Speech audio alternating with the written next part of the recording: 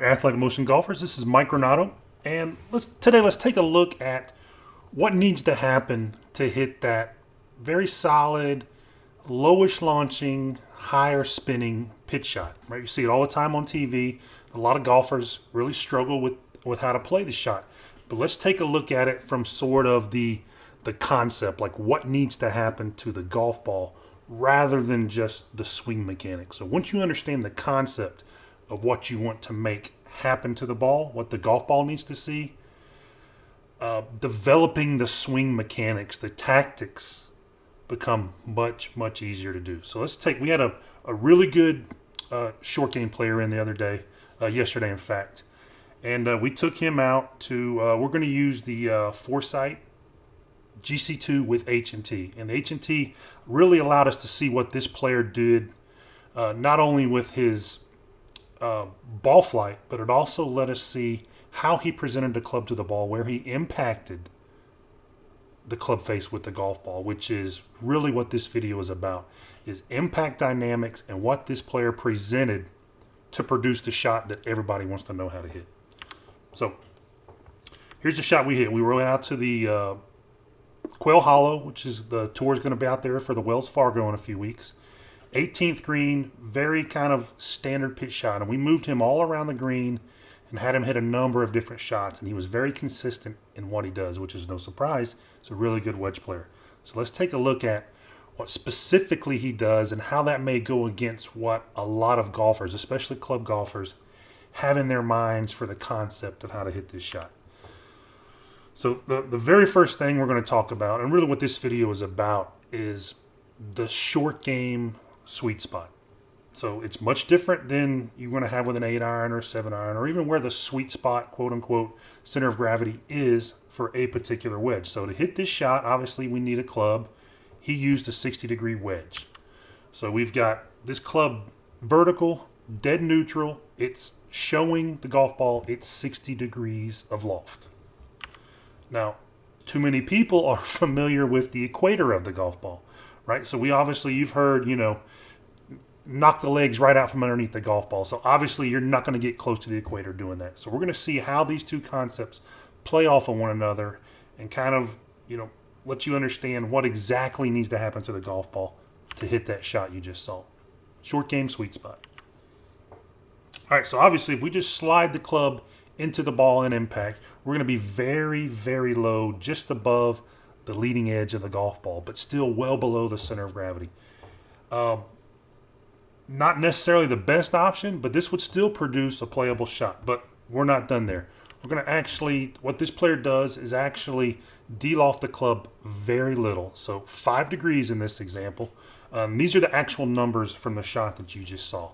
So this player de-lofts the club, and his actual thought process of hitting this shot is to, one, control his dynamic loft, which is what you're seeing here at 55 degrees.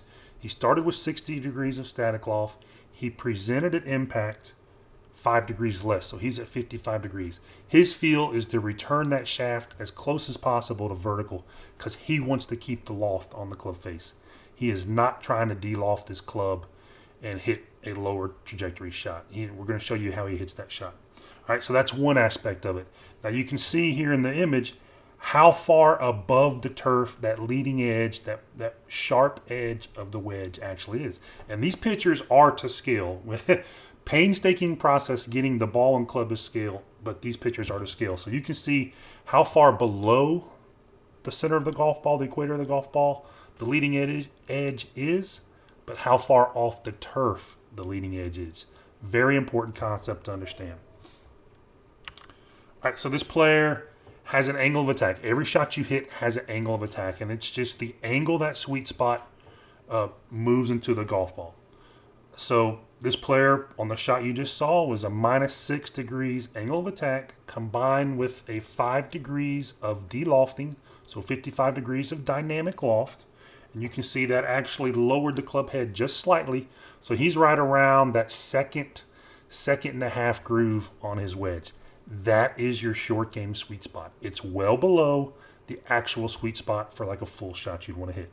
And the reason being is we want this ball to launch lower and spin more. And that's what this dynamic is going to produce. So when you tell someone to strike it low on the face, a lot of times they think, well, I need to hit up on it.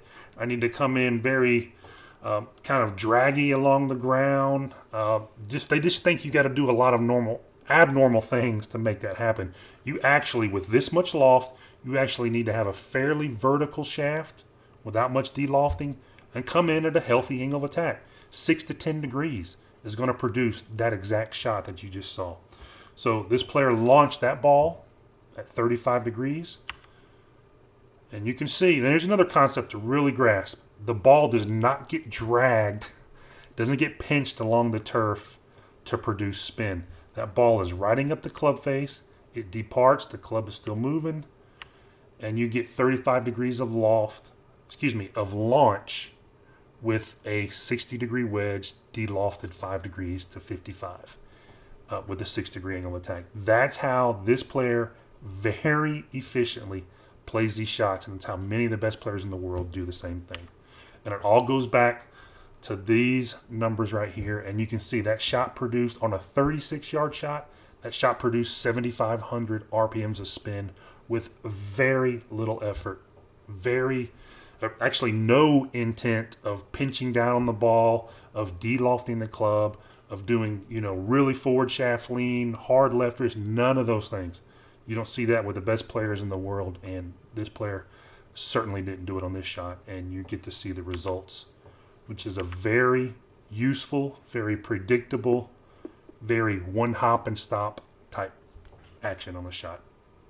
So when you're out there around the greens, you've got a nice pitch shot that you need to play, think controlling your short game sweet spot, and you do that by being really good at controlling your dynamic loft and your angle of attack.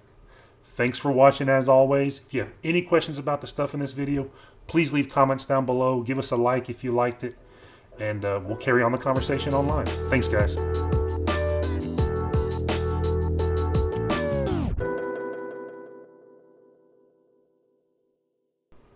So if you're one of the many golfers out there who really struggles in that, that 15 to 20 to 40 yard range with these types of shots, we've got a much more in-depth, much more fuller length video on this exact topic.